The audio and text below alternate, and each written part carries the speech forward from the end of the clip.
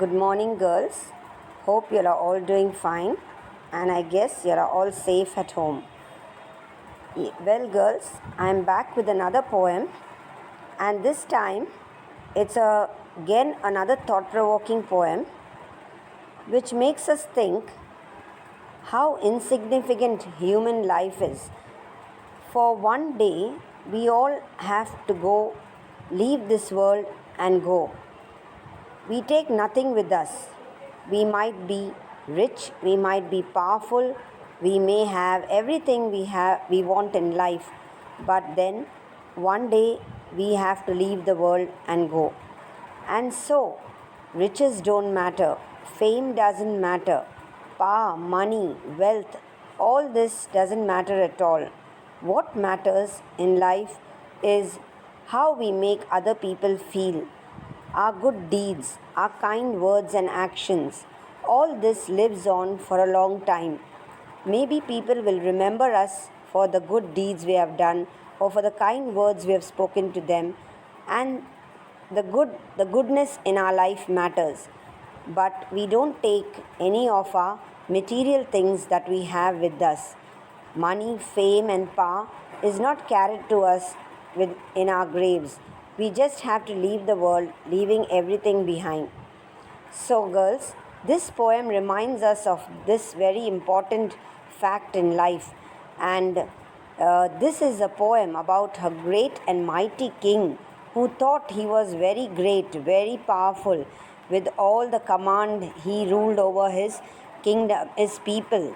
And finally, is what remains of this great and mighty king is only the ruins of a statue, and this statue is found by a traveler, and the poet meets this traveler who gives him an account of the great and mighty Ozymandias, whose statue now remains, and the sculptor very keenly had carved the fine features of this king, and the sneer and the frown on his face, everything was captured by the sculptor very, very well.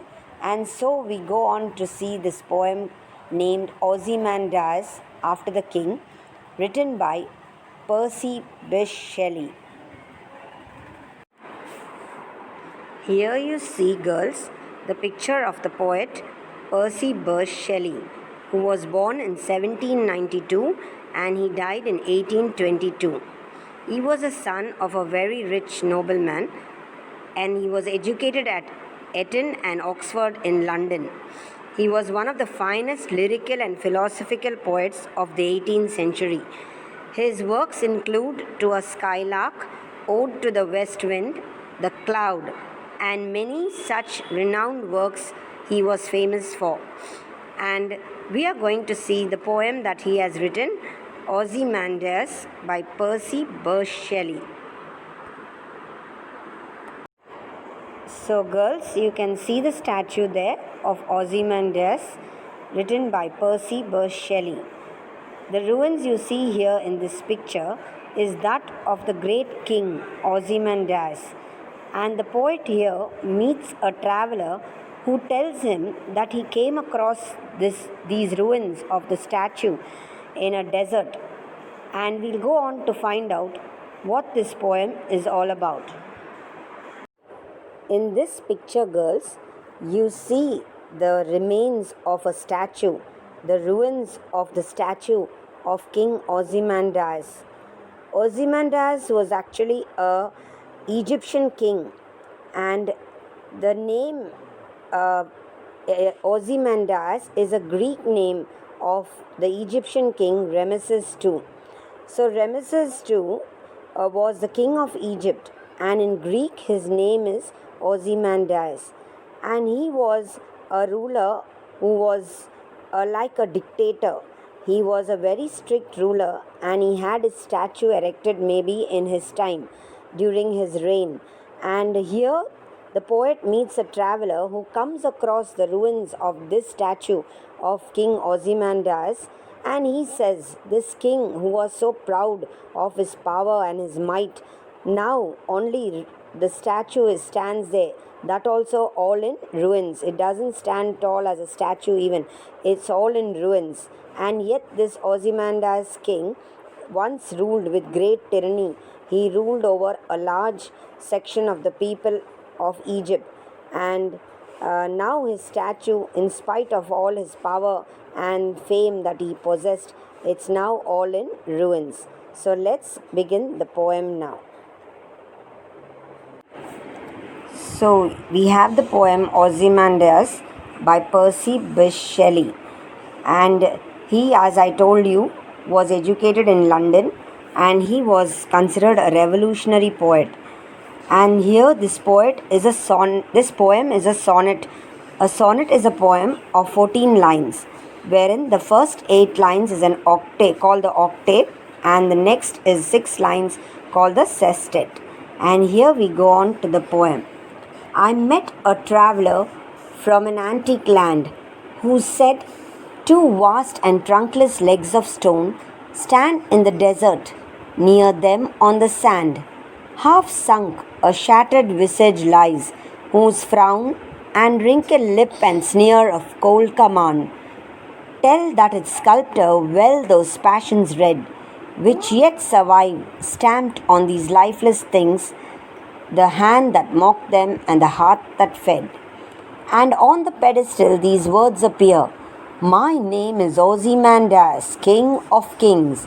Look on my works, ye mighty, and despair. Nothing beside remains round the decay of that colossal wreck, boundless and bare. The lone and level sands stretch far away."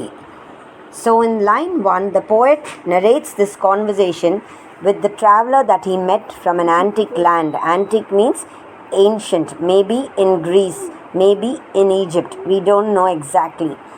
Now the second line says that in the desert the traveler seen these 2 huge legs of stone, and the trunk was broken, and a huge face was there. And you can see in the picture it was half sunk in the sand. The 2 legs were half sunk in the sand.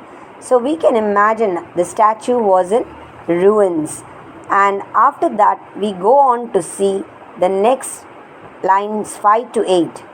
The expressive features on the face of the stone face showed that the sculptor could interpret human emotions very well. The frown on the face, the wrinkled, twisted lips, and the sneer of cold command. The traveler was able to tell us that the sculptor must have been very good at his work.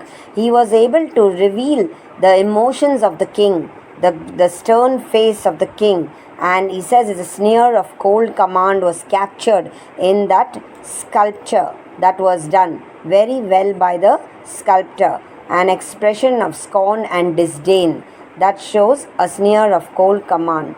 The sculptor was able to understand and reproduce exactly the facial expressions and the cruelness of that angry king. And he noticed that the poet noticed that this sculptor was very good at his work. A sneer makes the arrogant ruler look powerful. So that's why he has given a sneer on the face of the sculptor. The cold command is the emotions that you see. He had no love for people. And these human emotions vividly and permanently displayed in lifeless stone sculpture now actually outlasted the hand, and have actually outlasted the hand as well as the king who mocked his people. The king, ironically, he said, "Oh, look at my work and despair." He told his people or the other kings that they have to just see his work and feel hopeless, despaired, because he was a great and mighty king. My name is Ozymandias, he wrote on the pedestal of that stone. And these vicious emotions have lasted for thousands of years, and now, after many years, it has crumbled and fallen down. Now you see, the evil that men do lives after them. The good oft interred with their bones. Poets are very good students of human psychology, They are able to bring out what is the inner feelings of a person. And that's the evil that men do was those two lines are the lines of Shakespeare. Now going on to the next part of the poem, he says, "My name is Ozymandias. I am the king of kings, O you mighty people." He is referring to the great people who would see the writings of the stone sculpture in the future. And he says, "You must look upon my works and despair." He felt to be such a great and mighty king. And so he tells the people, "Look on my works in mighty and despair. Ponder about my cruel and ruthless actions," he says. And perhaps sorrier for me than for the people whom I ruled heartlessly, except these broken, lifeless, decaying stone carvings lying around, nothing else remains. The king who was so proud and arrogant of his greatness, of his might, of his power, now what remains is nothing but the ruins of a statue of the king. For miles and miles around, only you see the desert sand stretching away into the distance, and nothing else is left.